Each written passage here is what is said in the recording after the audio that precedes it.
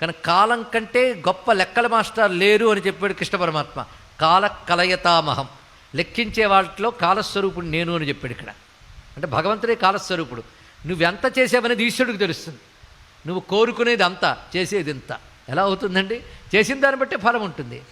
నాయన, నీ తపస్సు ప్రకారం, నీ పూర్వజన్మ కర్మల ప్రకారము నీకు సంతాన యోగం లేదు, కానీ నీ తపస్సు వల్ల సంతాన యోగం వచ్చింది. కానీ ఆ సంతానం రెండు రకాలుగా, నీకేదో ఒకటే ఎంచుకో.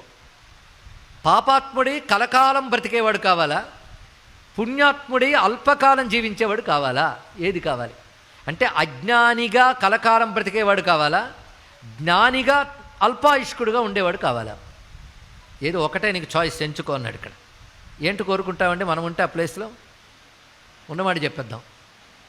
అజ్ఞానం అని పర్వాలేదు, కానీ కలకాలం బ్రతికితే చాలు. కానీ అజ్ఞానం కంటే చచ్చు జీవితం మరొకటి లేదండి ఇక్కడ.